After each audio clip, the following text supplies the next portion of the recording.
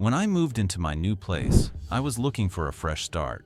I won't go into the details, but let's just say I had a bad experience with an ex that made staying in my old city unbearable. I came into some money early in life and, unfortunately, made some poor choices regarding the women I surrounded myself with. Lesson learned.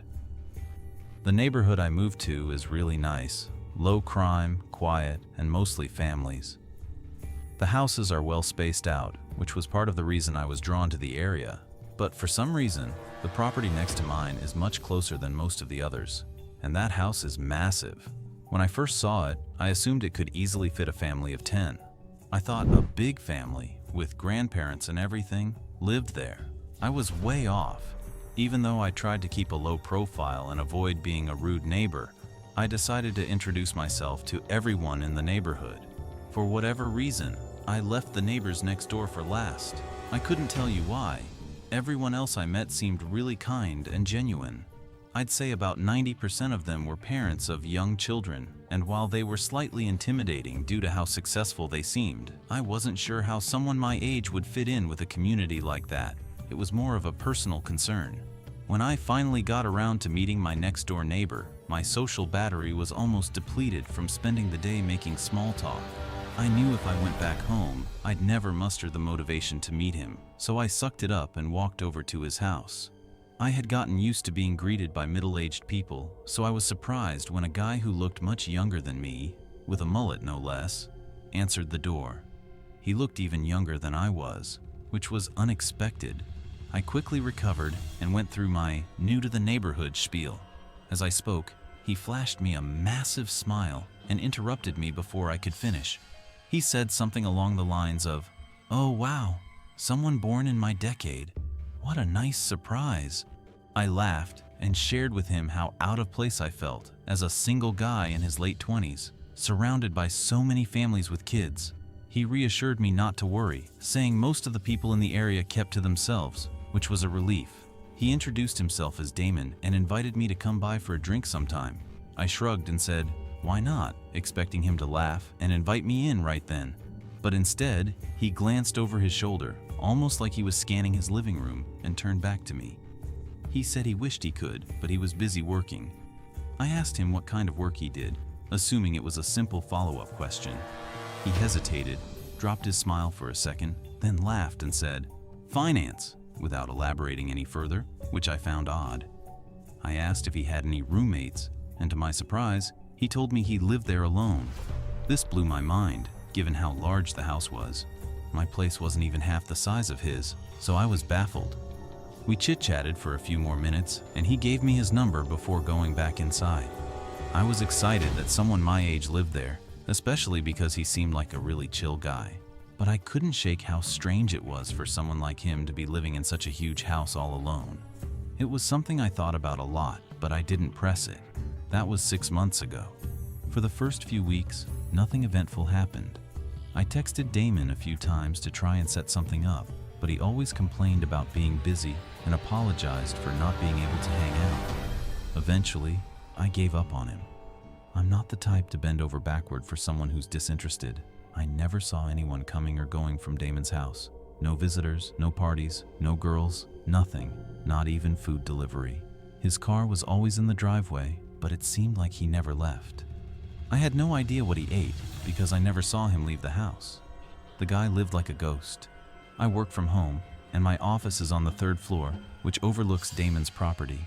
If you're wondering how I knew so much about his habits, I know it sounds creepy, but his house was just a glance away from my window, so I couldn't help but notice. One night, around 2 a.m. on a Wednesday, I woke up to the sound of loud music. I sleep with my windows open, so I'm pretty sure that's how I woke up. At first, I thought I was imagining it, or that it was part of a really vivid dream. But no, I got out of bed and peeked out the window. Sure enough, there were 7 or so cars lined up in Damon's driveway. He was throwing a party. Now, don't get me wrong. I'm not the type to complain about noise. I've been to my fair share of parties, but this was excessive. It was the middle of the week, and the volume was insane. I figured I'd go over, knock, and ask him to turn it down. I threw on a hoodie and walked over. When I got there, It was clear this wasn't just a casual get-together.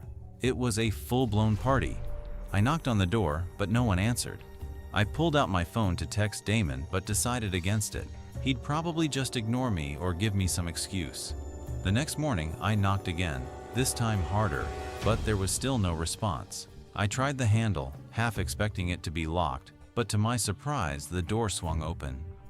Inside, the first thing I noticed was a pile of shoes in the foyer, at least 10 pairs, but something was off.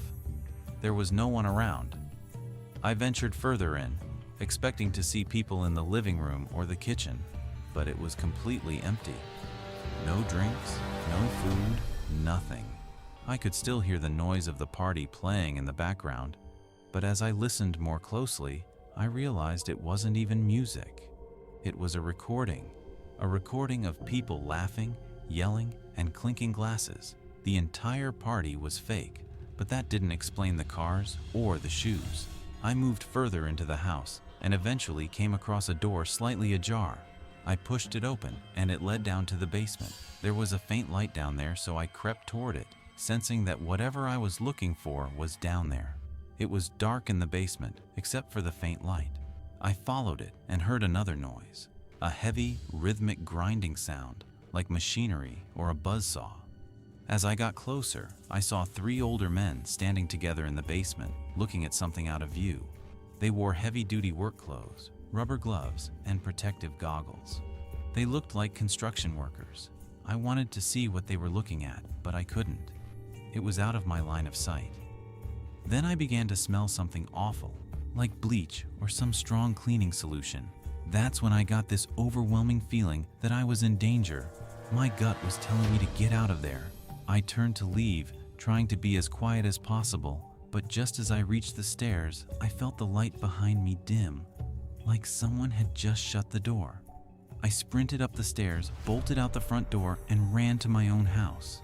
I didn't go directly inside, but instead hopped the fence and slipped in through the side door, locking it behind me. My chest was pounding and I was terrified, but I couldn't let Damon or anyone else know I had been snooping around. I gathered myself, went upstairs to my office, and stayed low, making sure all the lights were off. I peered through my window and saw that the house was silent. But then, a few minutes later, the front door flew open and 8 guys, none of whom were Damon, rushed out. They scanned the yard, the driveway, and the street. They looked like they were arguing, but I couldn't make out what they were saying. One of them shoved another, but they didn't fight. Eventually, they all went back inside, and the music stopped. I stood there trying to process what had just happened. I thought about calling the cops, but what would I say? The music wasn't playing anymore, and there wasn't any real crime to report. The weird part was that no one else in the neighborhood seemed to be bothered by the noise, especially considering there were families with young kids living nearby. I started to question my sanity. Was I just imagining things? The next morning, Damon's car was gone, and his house was starting to look neglected. The grass was growing long, and a pile of packages was piling up by the front door. It had been days, and still no sign of Damon. I'm honestly baffled. I'm trying to figure out what to do. Should I confront Damon when he eventually returns? Or is there something much stranger going on here? I don't know. But something feels off, and I can't shake the feeling that I'm involved in something bigger than I can understand.